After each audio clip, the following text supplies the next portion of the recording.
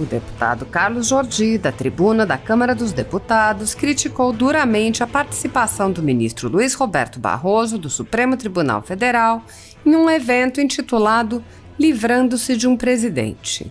O deputado apontou: é de se estranhar, obviamente, porque em qualquer lugar do mundo, em qualquer país, uma pessoa que é membro de um Supremo Tribunal, ou seja, membro de uma Suprema Corte, jamais poderia se imiscuir em determinadas searas como esta, em uma palestra defendendo que um presidente possa ser destituído. O deputado questionou: o que se poderia esperar de uma Suprema Corte que, inclusive, prende deputados que gozam de suas prerrogativas parlamentares, de ministros que fazem toda essa força-tarefa para virar votos de deputados contra o voto impresso, que militam descaradamente? O deputado afirmou que as condutas do ministro estão previstas na lei do impeachment e questionou: eu quero saber até quando o Legislativo vai se ajoelhar a determinados membros do STF que se julgam deuses.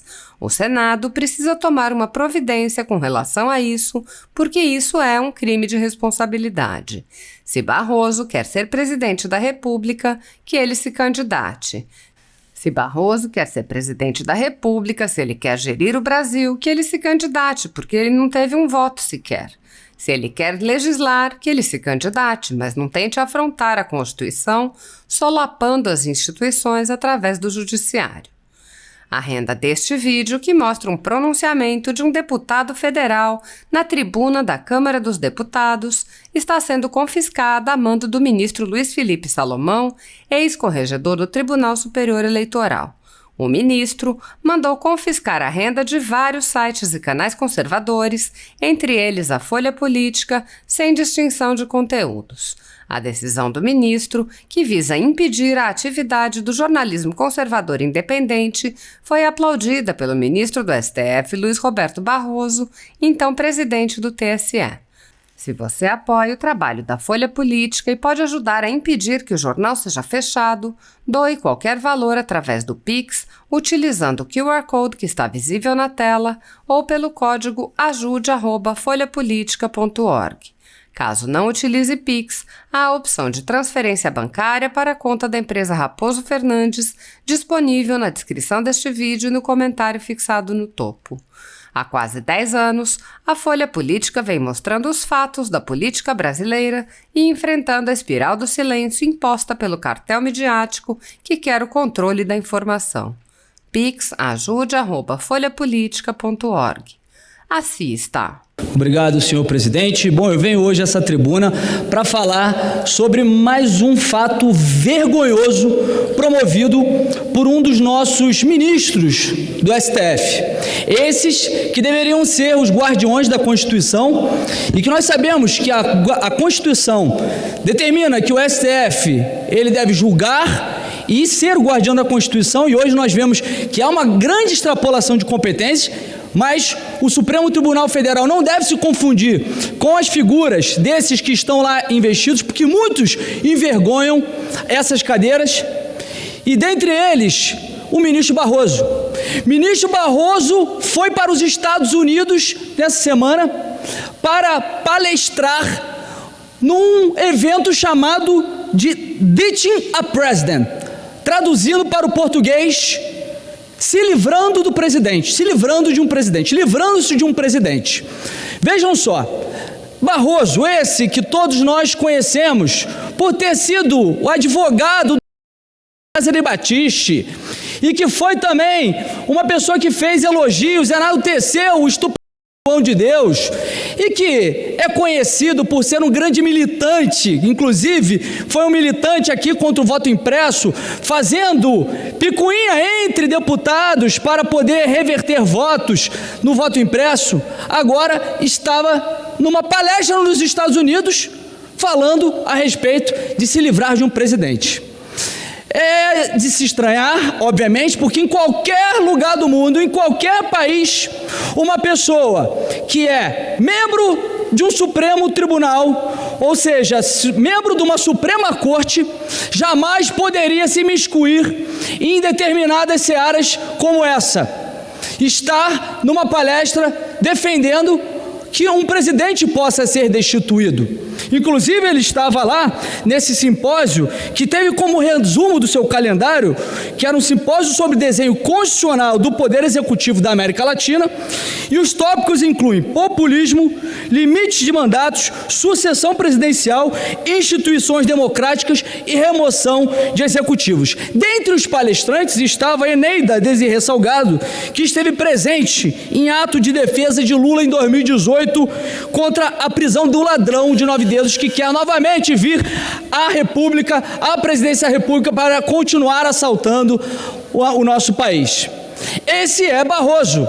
O que se poderia esperar de uma Suprema Corte que, inclusive, prende deputados que gozam de suas prerrogativas parlamentares, ministros que fazem todo essa força-tarefa para virar votos de deputados contra o voto impresso, militam descaradamente. E eu queria dizer para o senhor Barroso que, inclusive, ele fere a lei do impeachment, que a lei do impeachment, que a lei 1079 de 1950 estabelece que, artigo 39, são crimes de responsabilidade dos ministros do STF proceder de modo incompatível com a honra, dignidade e decoro de suas funções.